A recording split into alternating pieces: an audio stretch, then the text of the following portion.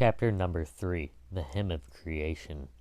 When 20 years of age, Miss Miller took a long journey for Europe. We leave the description of it to her.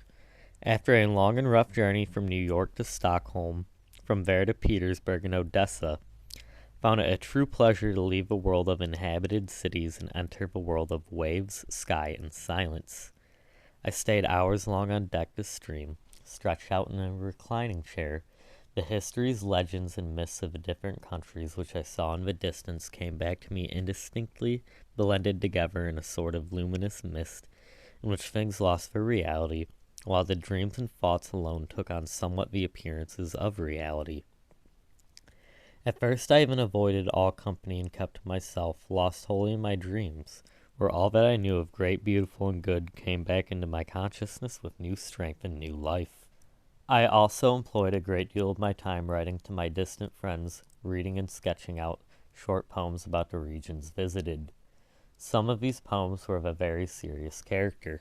It may seem superfluous, perhaps, to enter intimately into all these details. If we recall, however, the remark made above that when people let their unconscious speak, they always tell us to the most important things their intimate selves, then even the smallest details appears to have meaning. Valuable personalities invariably tell us through their unconscious things that are generally valuable, so that patient interest is rewarded. Miss Miller describes here a state of introversion after the life of the cities with their many impressions had been absorbing her interests. With that already discussed strength of suggestion which powerfully enforced the impression, she breathed freely upon the ocean, and after so many external impressions became engrossed wholly in the internal with intentional abstraction from the surroundings, so that things lost their reality and dreams became true.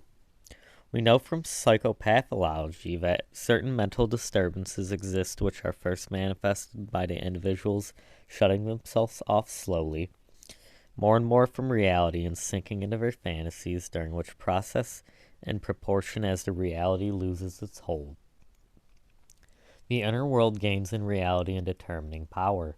This process leads to a certain point which varies with the individual, when a patient suddenly becomes more or less conscious of their separation from reality.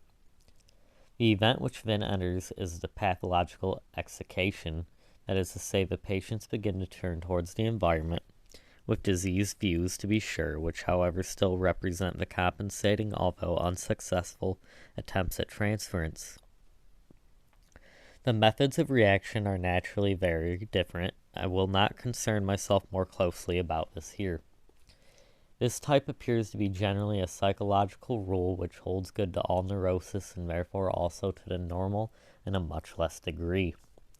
We might therefore expect that Miss Miller, after this energetic and preserving introversion, which had even encroached for a time upon the feeling of reality, would succumb anew to an impression of the real world, and also to just as suggestive and energetic as influences of her dreams.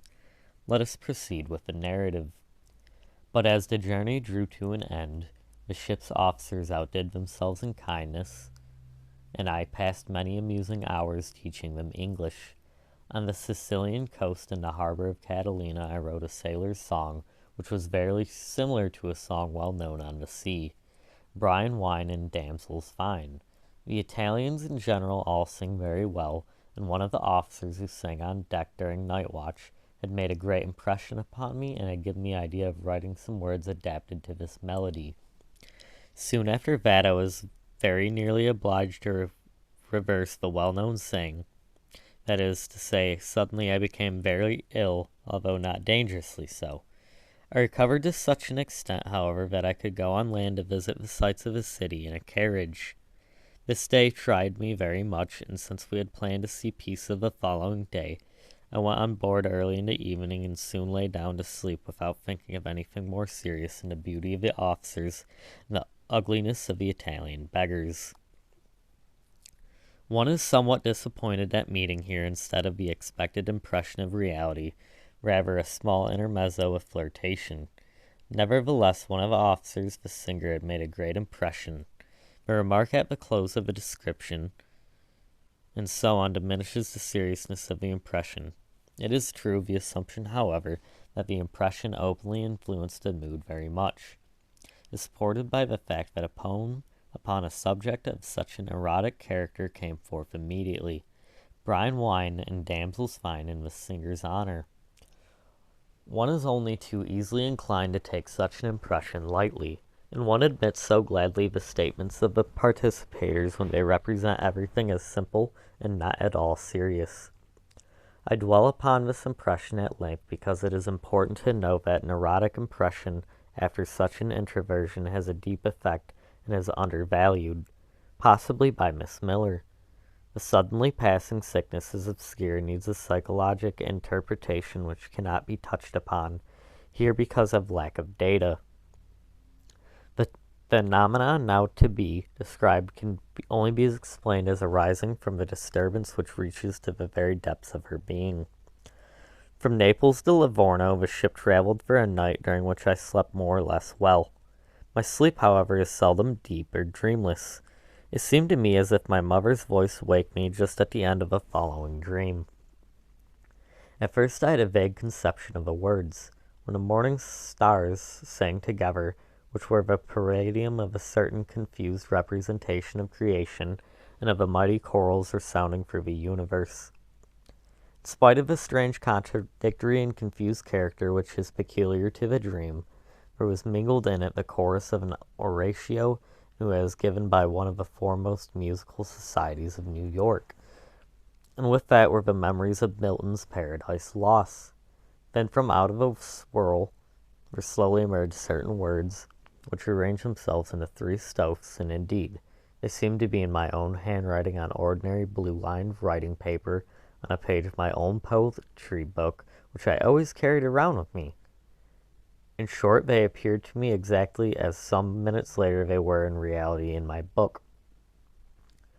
Miss Miller now wrote down the following poem, which she rearranged somewhat a few months later to make it more nearly, in her opinion, like the dream original. When the eternal first made sound, a myriad ears sprang out to hear, and throughout all the universe there rolled an echo deep and clear. All glory to the God of sound. When the eternal first made light, and myriad eyes sprang out to look, and hearing ears and seeing eyes, once more a night choral took. All glory to the God of light. When the eternal first gave love, a myriad heart sprang into life. Ears filled with music, eyes with light, pealed forth with hearts and love all rife. All glory to the God of love.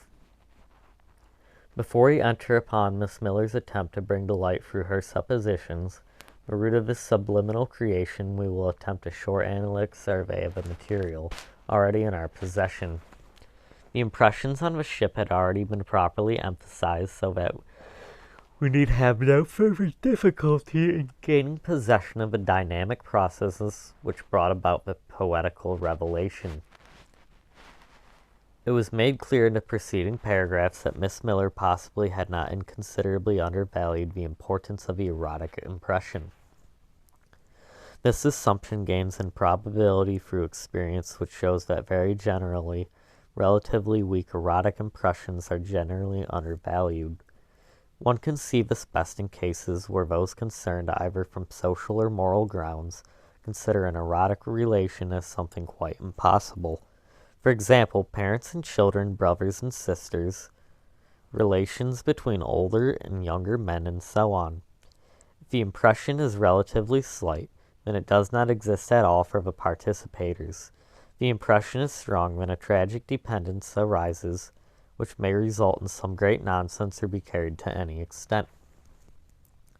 This lack of understanding can go unbelievably far. Mothers who see the first erections of a small son in their own bed, a sister who half playfully embraces her brother, a 22-year-old daughter who still seats herself on her father's lap, and then has strange sensations in her abdomen.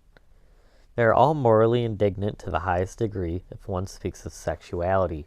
Finally, our whole education is carried on with the tacit agreement to know as little as possible of the erotic and to spread abroad the deepest ignorance in regard to it. It is no wonder, therefore, that the judgment in puncto of the importance of an erotic impression is generally unsafe and inadequate. Miss Miller was under the influence of a deep erotic impression, as we have seen. Because of the sum total of the feelings aroused by this, it does not seem that the impression was more than dimly realized. The dream had to contain a powerful repetition. From analytic experience, one knows that the early dreams which patients bring for analysis are nonetheless of a special interest because of the fact that they bring out criticisms and valuations of the physician's personality, which previously would have been asked for directly in vain. They enrich the conscious impression which the patient had of his physician, and often concerning very important points.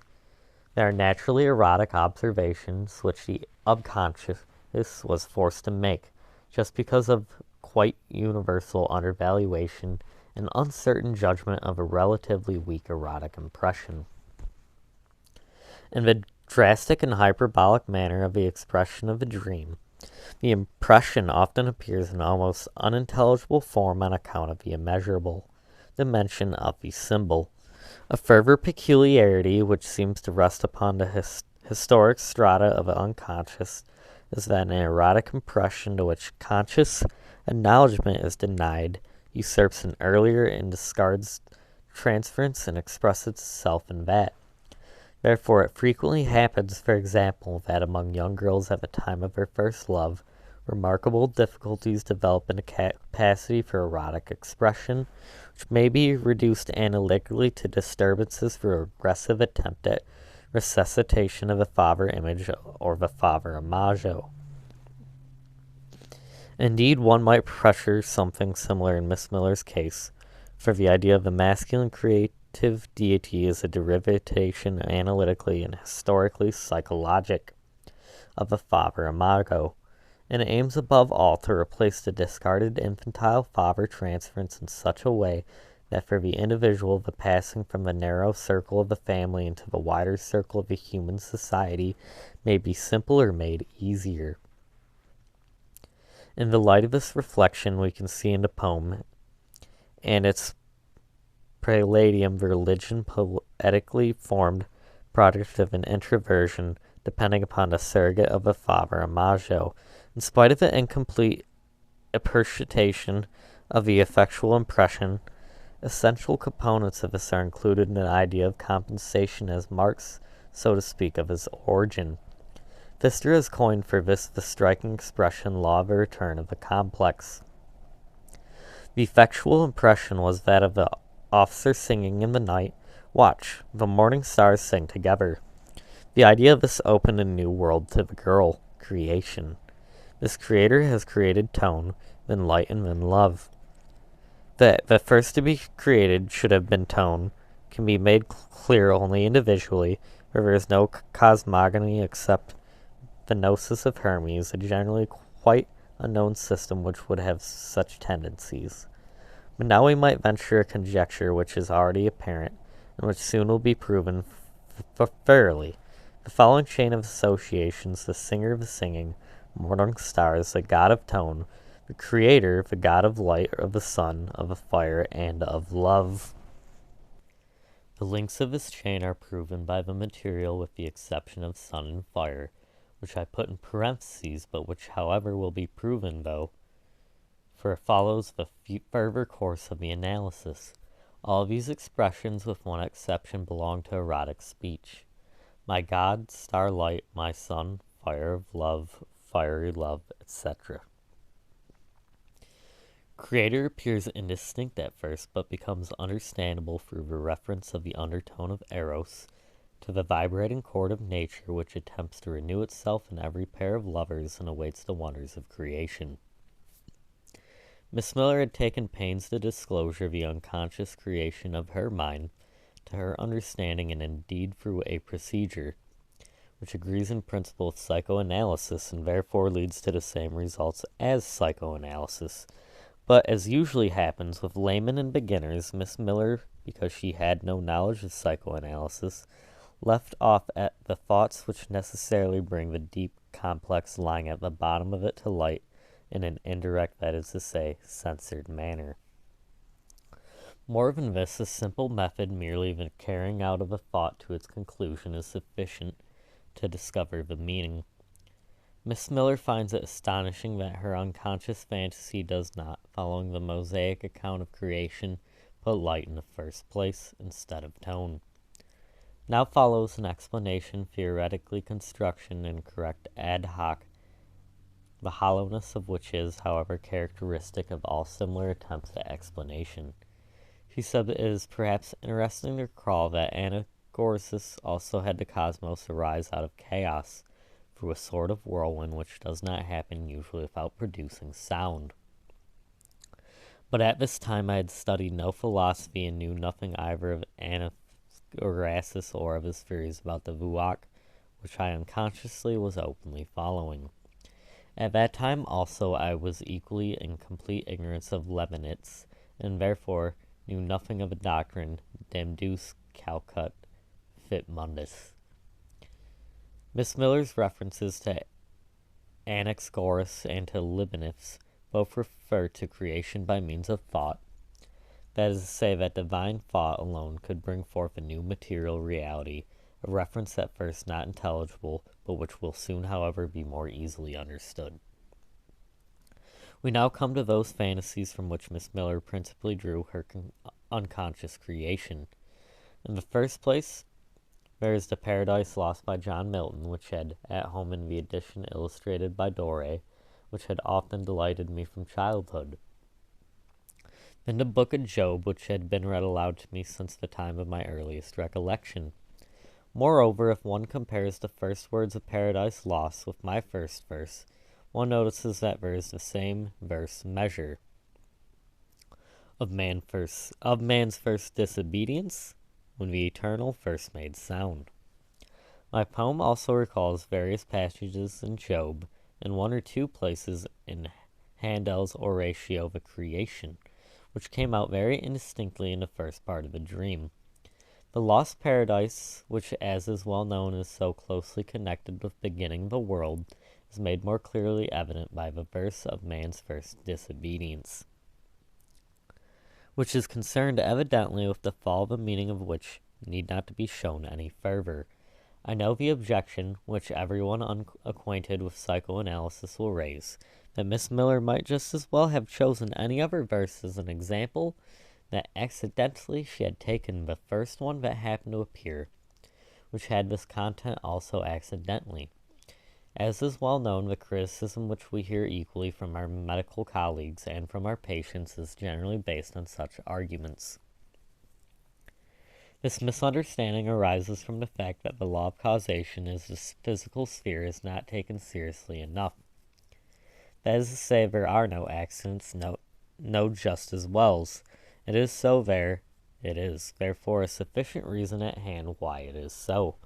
It is moreover true that Miss Miller's poem is connected with the fall, wherein just that erotic component comes forth, the existence of which we have surmised above. Miss Miller neglects to tell which passages in Job occurred to her mind. These unfortunately are therefore only general suppositions. Take the first, the analogy to the lost paradise. Job lost all that he had, and this was due to the act of Satan, who wished to incite him against God. In the same way, mankind, through the temptation of the serpent, lost paradise, and was plunged into earth's torments. The idea, or rather the mood, which is expressed by the reference to the lost paradise, is Miss Miller's feelings that she had lost something which was connected with satanic temptation. To her it happened just as to Job, that she suffered innocently, for she did not fall a victim to temptation. Job's sufferings are not understood by his friends. No one knows what Satan has taken a hand in the game, and that Job is truly innocent. Job never tries of avowing his innocence. Is there a hint in that? We know that certain neurotic and especially mentally diseased people continually defend their innocence against non-existent attacks. However, once discovered at a closer examination that the patient, while he apparently defends his innocence without reason, fulfills with that a deck-handle the energy of which arises just those impulses, whose sinful character is revealed by the contents of a pretended reproach and calamity. Job suffered doubly, on one side for the loss of his fortune, on the other for the lack of understanding in his friends. The latter can be seen through the book. The suffering of the misunderstood recalls the figure of a tax. However, one discovers at a closer examination that the patient, while he apparently defends his innocence without reason, fulfills with that a decalogue and the energy of which arises from just those impulses, whose sinful character is revealed by the contents of a pretended reproach and calamity.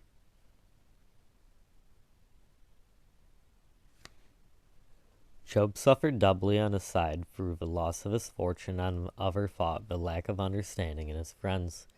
Later it can be seen through the book. The suffering of the misunderstood recalls the figure of Serrando de Bergerac. He, too, suffered doubly on one side through hopeless love, on the other side through misunderstandings. He falls, as we have seen, in the last hopeless battle against les mensonges, les compris, les prejudices, les lattes, et las sotis oive, par chance tout les lauer et la rose. Job laments, God delivereth me to the ungodly, and casteth me into the hands of the wicked. I was at ease, and he brake me asunder. Yea, he hath taken me by the neck, and dashed me to pieces. He hath also set me up for his mark. His archers compass me round about. He cleaveth my reins asunder, and doth not spare. He poureth out my gall upon the ground. He breaketh me with breach upon breach. He runneth upon me like a giant. The analogy of feelings lies in the sufferings of hopeless struggle against the most powerful. It is as if this conflict were accompanied from afar by the sounds of creation, which brings up a beautiful and mysterious image belonging to the unconscious, and which has not yet forced its way into the light of the upper world. We surmise rather than know that the battle has really something to do with creation, with the struggles between negotiations and affirmations.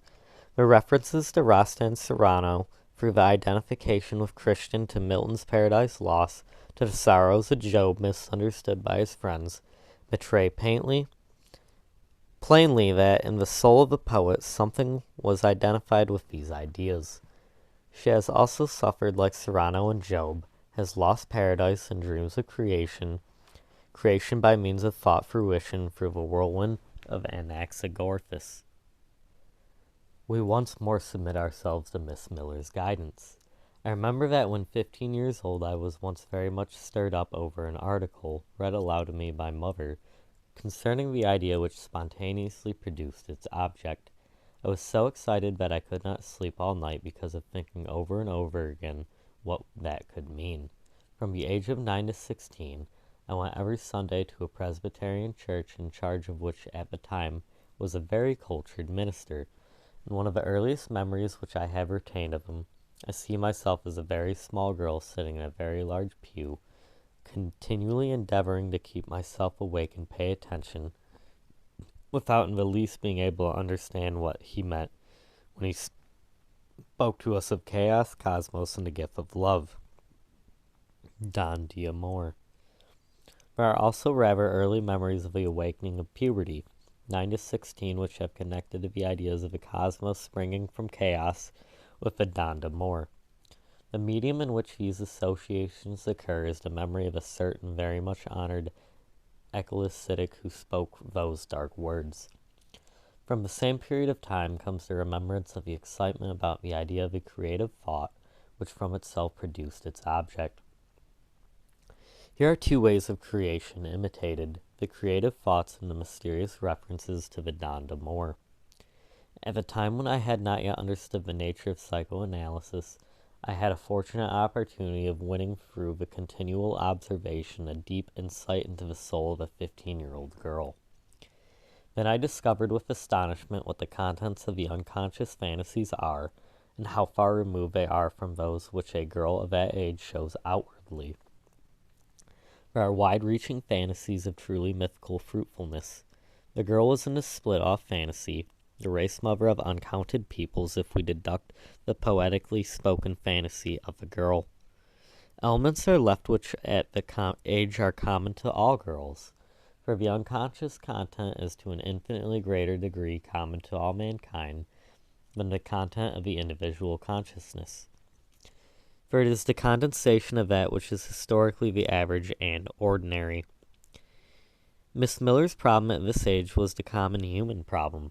How am I to be creative? Nature knows but one answer to that. Prove a child don d'amore, but how is the child attained? Here the terrifying problem emerges, which as our analytic experience shows is connected with the father, where it cannot be solved, because the original sin of incest weighs heavily for all time upon the human race. The strong and natural love which binds the child to the father turns away in those years during which the humanity of the father would be all too plainly recognized to the higher forms of a father, to the fathers of the church, and to the Father God, visibly represented by them, and in that there lies still less possibility of solving the problem. However, mythology is not lacking in consultations. Has not the Logos become flesh too? Has not the divine pneuma, even the Logos, entered a virgin's womb and lived among us as the son of a man? That whirlwind of Anagosaurus has precisely the divine Valk, which form out of itself has become the world. Why do we cherish the image of a virgin mother even to this day? Because it is always comforting and safe, without speech or noisy sermon, to the one seeking comfort. I too have become a mother through the idea which spontaneously produces its object. I believe that there is a fountain enough at hand for a sleepless night. If those fantasies peculiar to the age of puberty were to become possessed of this idea, the result would be immeasurable.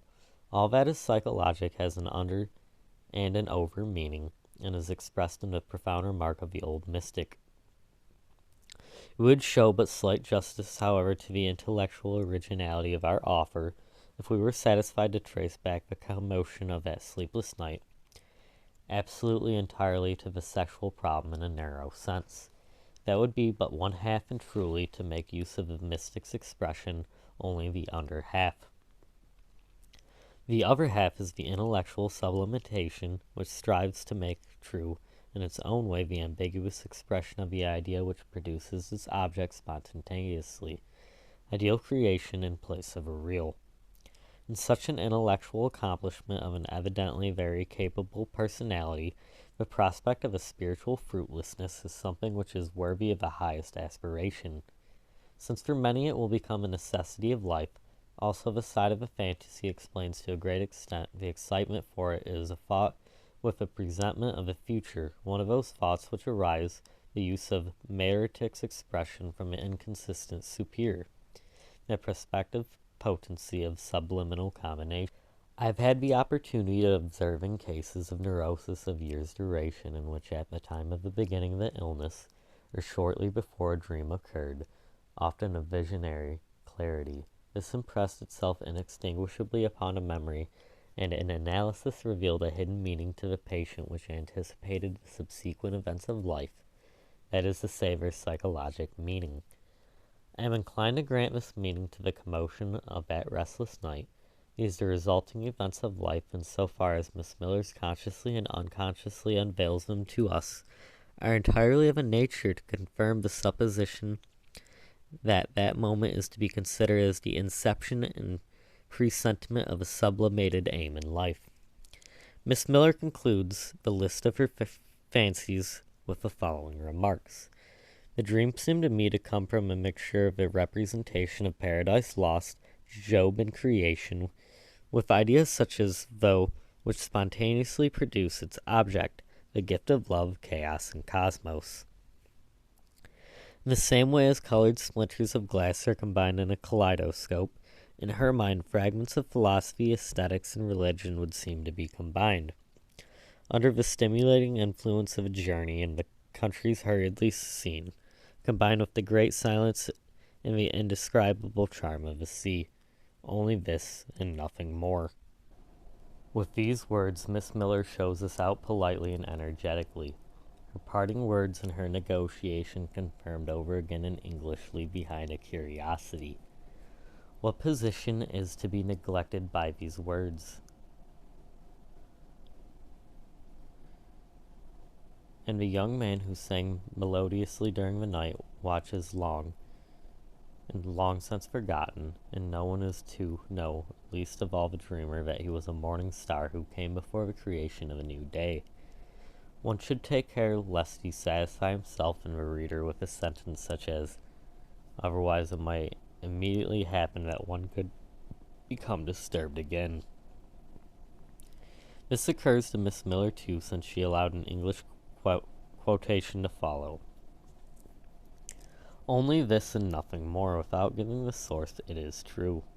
The quotation comes from an unusual effective poem, The Raven by Poe. The line referred occurs in the following. While I nodded, nearly napping, suddenly there came a tapping, and of someone gently rapping at my chamber door. 'Tis some visitor, I muttered, tapping at my chamber door. Only this, and nothing more. The spectral raven knocks nightly at his door and reminds the poet of his irrevocably lost Lenore. The raven's name is Nevermore, and as a refrain to every verse he croaks his horrible Nevermore. Old memories come back tormentingly, and the spectre repeats inexorably Nevermore. The poet seeks in vain to frighten away the dismal guest. He calls to the raven. Be that word our sign of parting. Bird or fiend, I shrieked, upstarting. Get thee back into the tempest and the night's Plutonian shore. Leave no black plume as a token of that lie thy soul hath spoken. Leave my loneliness unbroken, quit the bust above my door. Take thy beak out of my heart, and take thy form from out of my door. Quoth the raven, Nevermore. That quotation, which apparently skips light over the situation, only this and nothing more, comes from a text which depicts in an affecting manner the despair over the lost Lenore. That quotation also misleads our poet in the most striking manner. Therefore she undervalues the erotic impressions and the wide-reaching effect of the commotion caused by it. It is this undervaluation which Freud has formulated more precisely as repression, which is the reason why the erotic problem does not attain directly consciously treatment, and from this there arise these psychologic riddles. The erotic impression works in the unconscious and in its stead pushes symbols forth into consciousness. Thus one plays hide and seek with oneself. First is the morning stars which sing together, then paradise lost, and the erotic yearnings clothes itself in an ecclesiastical dress and utters dark words about word creation, and finally rises into a religious hymn to find there, at last, a way out into freedom, a way against which the censor of a moral personality can oppose nothing more. The hymn contains in its own peculiar character the marks of its origin. It thus has fulfilled itself the law of the return of the complex. The night singer, in this circuitous manner of the old transference to the father priest, has become the eternal, the creator, the god of tone, of light, of love. The indirect course of the libido seems to be a way of sorrow. At least Paradise Lost and a parallel reference to Job lead one on to that conclusion. If we take in addition to this the introductory imitation of the identification with the Christian, which C concludes a Serrano, then we are furnished with material which pictures the indirect course of the libido as truly a way of sorrow. It is the same as when mankind, after the sinful fall, had the burden of the earthly life to bear, or like the tortures of Job, who suffered under the power of Satan and of God, and who himself, without suspecting it, became a plaything of the superhuman forces which we no longer consider as metaphysical, but as metaphysiological. Faust also offers us the same exhibition of God's wager. Mephistopheles, what will you bet? There's still a chance to gain him? If unto me full leave you give, gently upon my road to train him, Satan. But put forth thine hand now, and touch all that he hath, and he will curse thee to thy face. Job 11.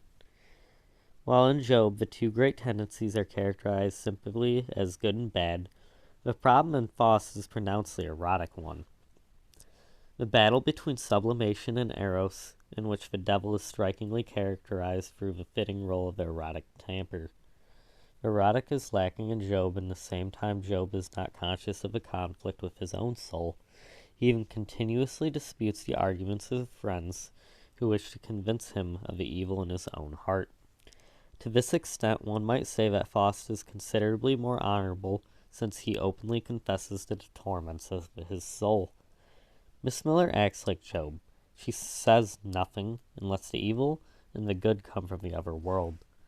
From a metaphysiological, therefore, the identification of Job is also significant in this respect. A wider and indeed a very important analogy remains to be mentioned. The creative power, which love really is, rightly considered from the natural standpoint, remains as the real attribute of a divinity sublimated from the erotic impressions. Therefore, in the poem, God is praised throughout as creator. Job offers the same illustration. Satan is the destroyer of Job's fruitfulness. God is the fruitful one himself, therefore at the end of a book, he gives forth as an expression of his own creative power. This hymn, filled with lofty poetic beauty, is to him, strangely enough, two unsympathetic representatives of the animal kingdom.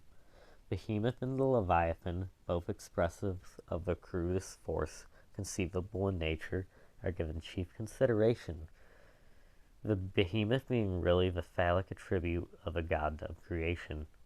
Behold now, behemoth, which I made as well as thee. He eateth grass as an ox. Lo, now his strength is in his loins, and his force in the muscles of his belly. He moveth his tail like a cedar, the sinews of his thighs are knit together. His bones are as tubes of brass, his limbs are like bars of iron. He is a chief of the ways of God. He only that made him giveth him this sword. Behold, if a river overflow, he trembleth not. He is confident through a Jordan's swell, even to his mouth. Shall any take him when he is on the watch, or pierce through his nose with a snare?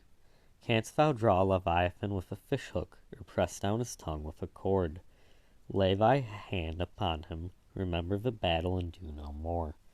None is so fierce that dare stir him up. Who then is he that can stand before me? Who hath first given unto me that I should repay him? Whatsoever is under the whole heaven is mine. God says this in order to bring his power and omnipotence impressively before Job's eyes. God is like the behemoth and the Leviathan, the fruitful nature giving forth abundance, the untamable wildness and the boundless of nature, and the overwhelming danger of the unchained power. But what has destroyed Job's earthly paradise? The unchained power of nature, as the poet lets it be seen here. God has simply turned his other side outwards for once, the side which man calls the devil, and which lets loose all the torments of a nature on Job, naturally for the purpose of discipline and training. The God who created such monstrosities, before whom the poor weak man stiffens with anxiety, truly must hide qualities within himself which are food for thought. This God lives in the heart and the unconscious, in the realm of the psychological.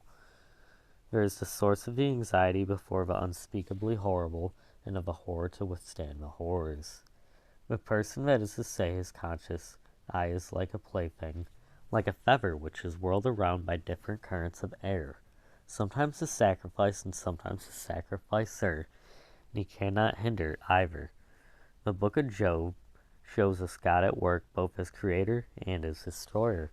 Who is this God? A thought which humanity in every part of the world and in all ages has brought forth from itself, and always again anew in similar forms. A power in the other world to which man gives praise, a power which creates as well as destroys. An idea necessary to life. Since psychologically understood, the divinity is nothing else than a projected complex of representation, which is accentuated in feeling according to the degree of religiousness to the individual. So God is to be considered as the representative of a certain sum of energy. This energy therefore appears projected metaphysically because it works from the unconscious outwards.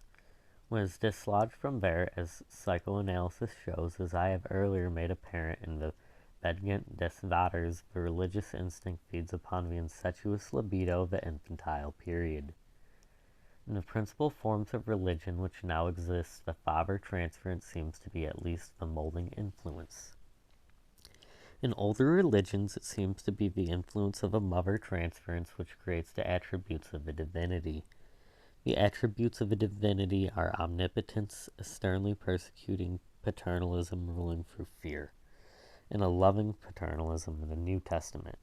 These are the attributes of the libido in that wild sense in which Freud has conceived the idea empirically. In certain pagan and also in certain Christian attributes to divinity, the maternal stands out strongly, and in the former the animal also comes into the greatest prominence.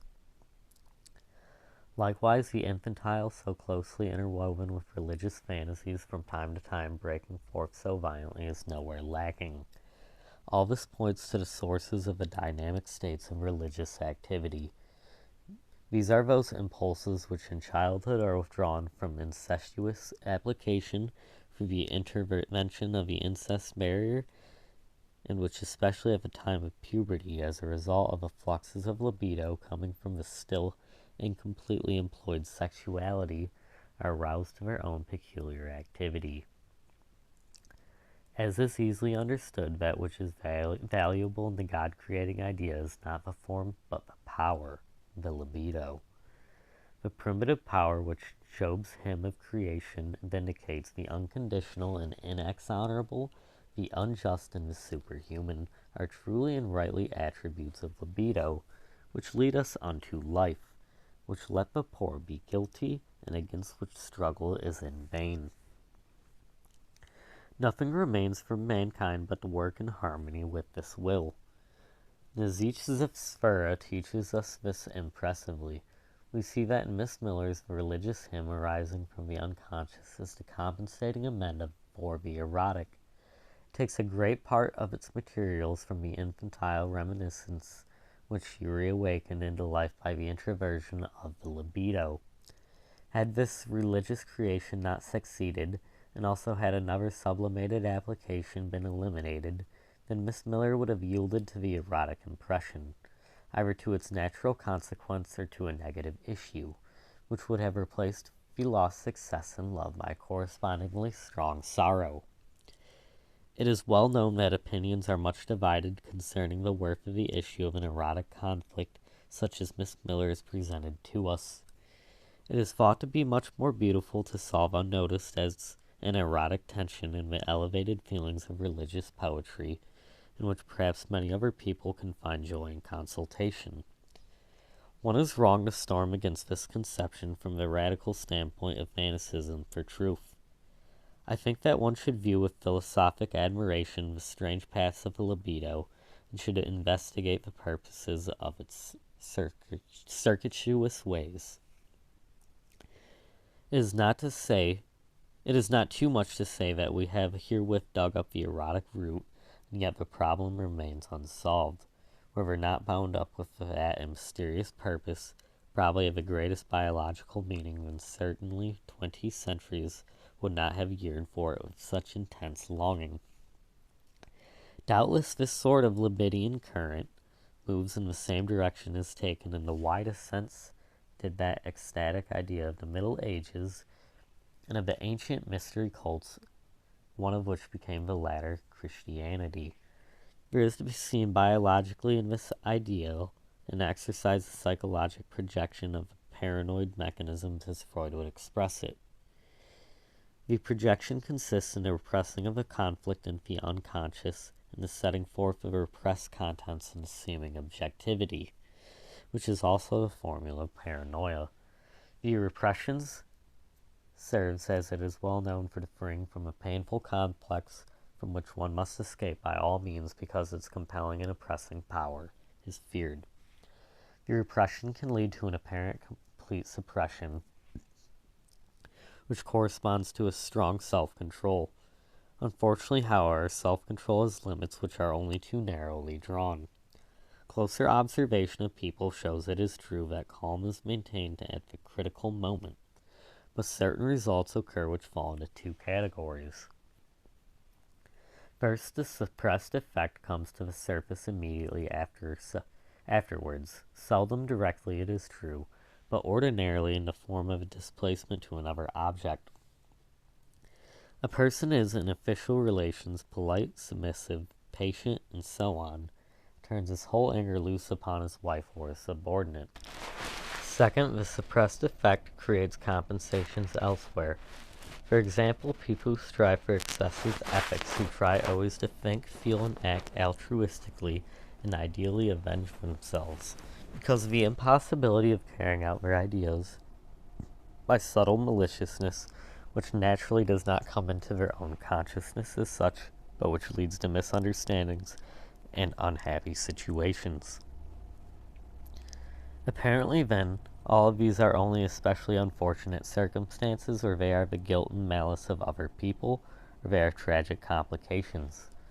One is indeed freed of a conscious conflict, nevertheless it lies invisible at one's feet and is stumbled over at every step. The technique of the apparent suppressing and forgetting is inadequate because it is not possible of achievement in the last analysis. It is in reality a mere makeshift. The religious projection offers a much more effectual help. In this one, keep the conflict in sight, care, plan, anxiety, and so on, and give it over to a personality standing outside of oneself, the divinity. The evangelical command teaches us this. Cast all your anxiety upon him, because he careth for you. In nothing be anxious, but in everything by prayer and supplication let your requests be made known unto God. One must give the burdening complex of the soul consciously over to the deity, that is to say, the associated with a definitive representation. Complex is set up as objectively real as a person who answers those questions, for us unanswerable. To the sinner man belongs the candid avowal of a sin and the Christian humility, presuming such an avowal. Both are for the purpose of making it possible for one to examine oneself and to know oneself. One may consider the mutual avowal of sins in a most powerful support to this work of education. Confess therefore your sins to one another. James 5:16. These measures aim at conscious recognition of the conflicts. Thoroughly psychoanalytic, which is also a candidus sine qua non of the psychoanalytic condition of recovery. Just as psychoanalysis in the hands of a physician, a secular method sets up the real object of transference as the one to take over the conflicts of the oppressed and to solve them.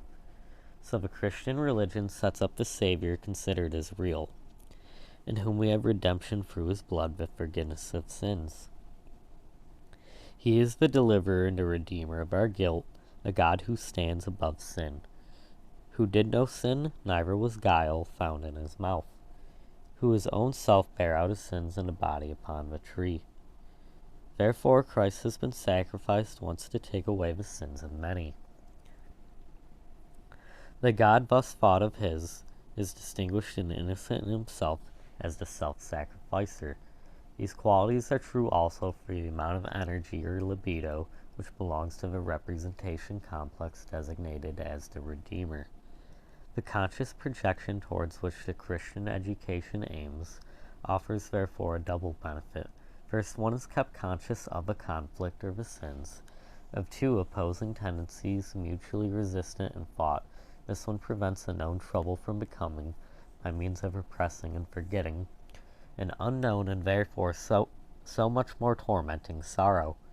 Secondly, one lightens one's burden by surrendering it to him to whom all solutions are known.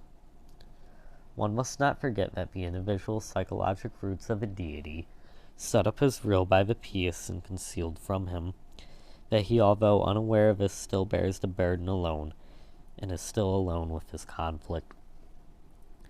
This delusion would lead infallibly to the speedy breaking up of the system of nature, and cannot indefinitely be deceived, but the powerful institution of Christianity meets this situation.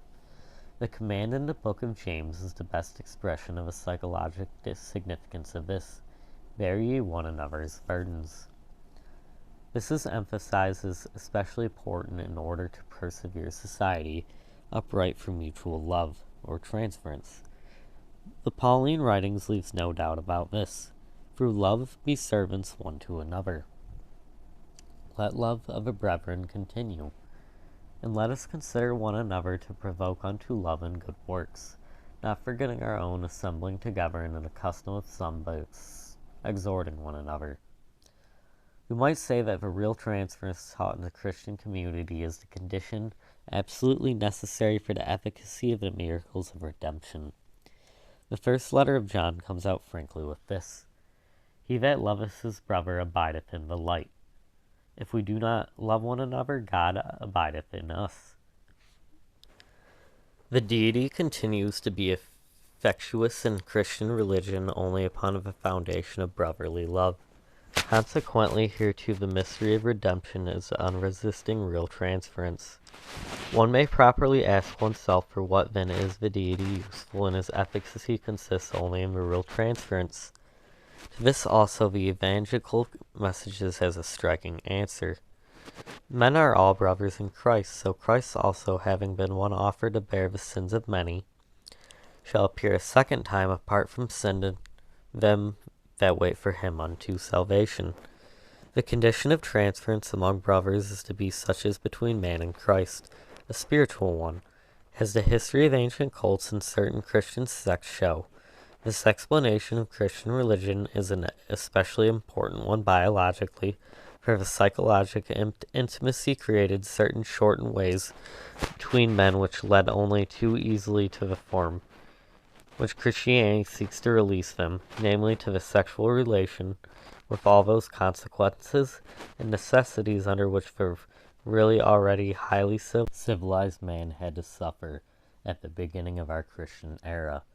For just as the ancient religious experience was regarded distinctly as a bodily union with the deity, just so was worship permeated with sexuality of every kind. Sexuality lay only too close to the relations of people with each other. The moral degeneracy of the first Christian century produced a moral reaction arising out of the darkness of the lowest strata of society, which was expressed in the second and third centuries at its purest in the two antagonistic religions, Christianity on one side, the Mithraisms on the other.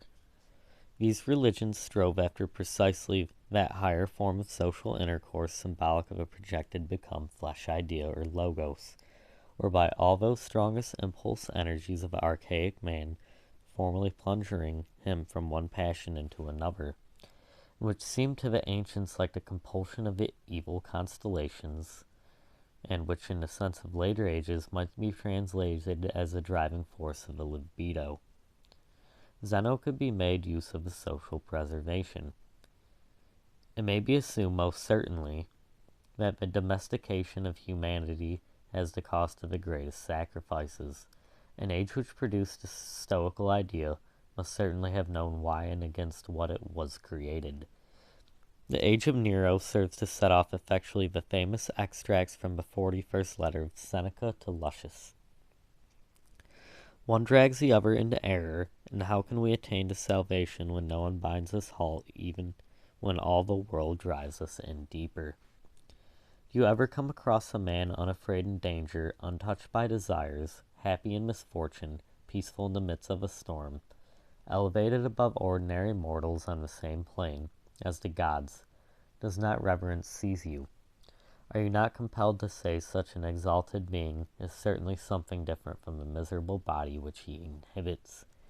A divine strength rules there such an excellent mind full of moderation, raised above all frivolities, which smiles at that which we other fear or strive for. A heavenly power animates such a person. A thing of this kind does not exist without the cooperation of a deity. The largest part of such a being belongs to the religion from which he came. Just as the sun's rays touch the earth in reality, yet are at home only there for whence they come, so an eminent holy man associates with us.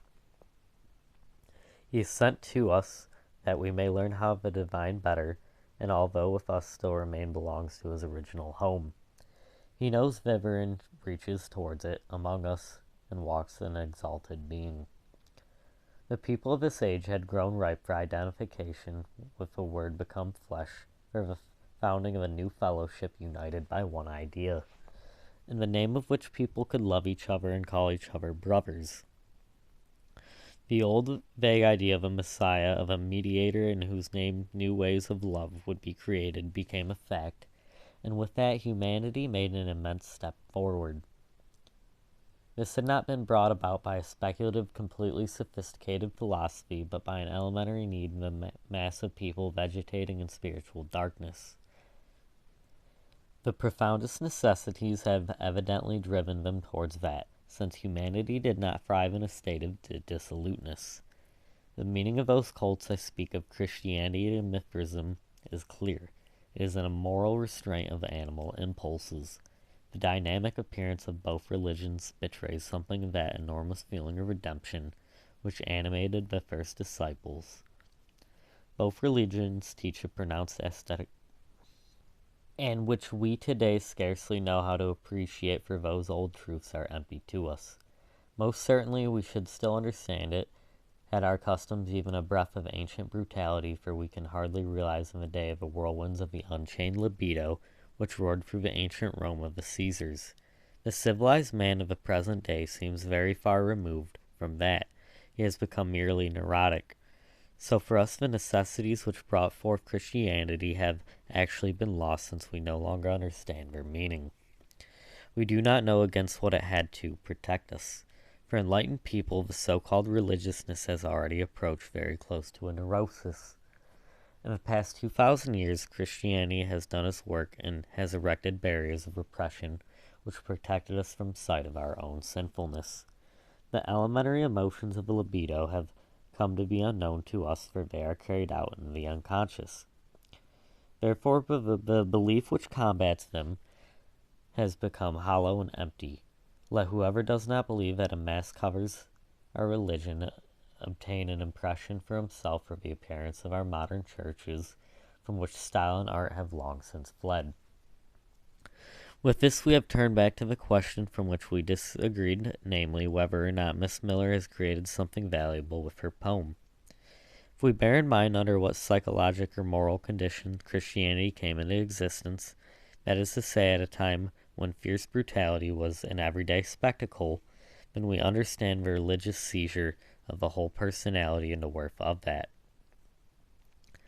Religion which defended the people of a Roman culture against the visible storms of wickedness. It was not difficult for those people to remain unconscious of sin, for they saw it every day spread out before their eyes. The religious product was at that time the accomplishments of a total personality. Miss Miller not only undervalues her sins, but the connection between the depressing and unrelenting need, and her religious product has never escaped her.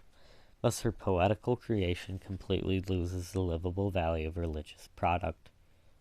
It is not much more than a sentimental transformation of the erotic, which is secretly carried out close to consciousness and principally possesses the same worth as the manifest content of the dream. With the uncertain and delusive perishableness, thus the poem is properly only a dream become audible. To the degree that the modern consciousness is eagerly bruised with things of wholly other sort than religion and its object, original sin, have stepped into the background, that is to say, into the unconscious in a great part. Therefore today, man believes neither in the one nor in the other. Consequently, the Freudian school is accused of an impure fantasy, yet one might convince oneself fairly easily with a rather fleeting glance at the history of ancient religions and morals as to what kind of demons are harbored in the human soul. With this disbelief in the crudeness of human nature is bound up with disbelief in the power of religion. The phenomenon well known to every psychoanalyst of the unconscious transformation of an erotic conflict into religious activity is something ethically wholly worthless, and nothing but a hysterical production. Whoever, on the other hand, to his conscious sin just as consciously places religion in opposition does something the greatness of which cannot be denied. This can be verified by a backward glance over history. Such a procedure is sound religion. The unconscious recasting of the erotic into something religious lays itself open to the reproach of a sentimental and ethically worthless pose. by means of a secular practice of a naive projection, which is, as we have seen, nothing else than a veiled or indirect real transference, through the spiritual, through the logos. Christian training has produced a widespread weakening of the animal nature so that a great part of the strength of the impulses could be set free for the work of social preservations and fruitfulness. This abundance of libido, to make use of a singular expression, pursues, with a budding renaissance, for example, Petrarch, a course which outgoingly Antiquity had already sketched out as religious. The way of the transference to the nature. The transformation of this libidinous interest is in great part due to the mithric worship, which was a nature religion in the best scene of the world. While the primitive Christians exhibited throughout an antagonistic attitude to the beauties of the world. I remember the passage of St. Augustine mentioned by J. Burckhardt. Men draw thither to admire the heights of the mountains and the powerful waves of the sea, and to turn away from themselves. The foremost authority on the mithric cult, Franz Clement, says as follows: the gods were everywhere and mingled in all the events of daily life. The fire which cooked the means of nourishment of the believers and which warmed them, the water which quenched their thirst and cleansed them, also the air which they breathed, and the day which shone to them, were the objects of their homage. Perhaps no religion had given to its adherents in so large a degree of the Mithraism opportunity for prayer and motive for devotion. When the initiated betook himself in the evening of the sacred grotto concealed in the solitude of the forest, at every step new sensations awakened in his heart some mystical emotion. The stars that shone in the sky, the wind that whispered in the foliage, the spring or brook which hastened murmuring to the valley, even the earth which he trod under his feet, were in his eyes divine, and all surrounding nature a worshipful tear of the infinite forces that swayed the universe. These fundamental thoughts of Mithraism, which like so much else of the ancient spiritual life arose again from their grave during the Renaissance, are to be found in the beautiful words of Seneca. When you enter a grove peopled with ancient trees higher than the ordinary, and whose boughs are so closely interwoven that the sky cannot be seen, the stately shadows of the wood, the privacy of the place, and the awful gloom cannot but strike you as with the presence of a deity. When we see some cave at the foot of a mountain penetrating the rocks, not made by human hands, but hollowed out to great depths by nature, it fills the mind with a religious fear. We venerate the fountain heads of the great rivers. The sudden eruption of a vast body of water from the secret places of the earth obtains an altar. We adore likewise the springs of warm baths, and either the opaque quality of immense depths hath made some lakes sacred. All that disappeared in the transitory world of the Christian, only a break forth much later, when the thought of mankind had achieved that independence of the idea which could resist the aesthetic impression. So that thought is no longer fettered by the emotional effects of the impression, but could rise to reflective observation. Thus man entered into a new and independent relation to nature, and whereby the foundation is laid for natural science and technique. With that, however, there entered in for the first time a displacement of weight of interest. There rose again real transference which has reached in its greatest development in our time. Materialistic interest has everywhere become paramount. Therefore the realms of the spirit, where earlier the greatest conflicts and developments took place, lie deserted and fallow. The words had not only lost in God, as the sentimentalists of the 19th century bewail, but also to some extent has lost its soul as well. One therefore cannot wonder that the discoveries and doctrines of the Freudian school, with their wholly psychologic views, meet with an almost universal disapproval. Through the change of the center of the interest from the inner of the outer world, the knowledge of nature has increased enormously in comparison with that of earlier times. By this, the anthropomorphic conception of the religious dogmas has been definitely thrown open to question. Therefore, the present-day religious can only with the greatest difficulty close their eyes to this fact. For not only has the intense interest been diverted from the Christian religion, but criticism and a necessary correction have increased correspondingly. The Christian religion seems to have fulfilled its greatest biological purpose insofar as we are able to judge. It has led human thought to independence, and has lost its significance therefore to a yet undetermined extent. In any case, its dogmatic contents have become related to Mithricism. In consideration of the fact that this religion has rendered nevertheless inconceivable service to education, one cannot reject it eo ipso today.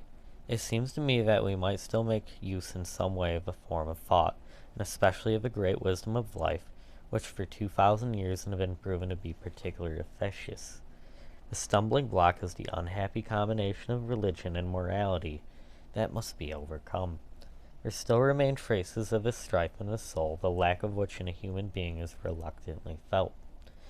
It is hard to say in what such things consist, for this ideas as well as words are lacking. If in spite of that I attempt to say something about it, I do it parabolically, using Seneca's words. Nothing can be more commendable and beneficial if you persevere in the pursuit of wisdom. It is what would be ridiculous to wish for when it is your power to attain it. There is no need to lift up your hands to heaven or to pray the servant of a temple to admit you to the ear of the idol, that your prayers may be heard the better. God is near thee. He is with thee. Yes, luscious, the Holy Spirit resides within us, the observer of good and evil in our constant gardening. And as we treat him, he treats us. No good man is without a God. Could anyone ever rise above the power of fortune without his assistance? It is he that inspires us with thoughts, upright, just, and pure. We do not indeed pretend to say what God, but that a God dwells in the breast of every good man, is certain.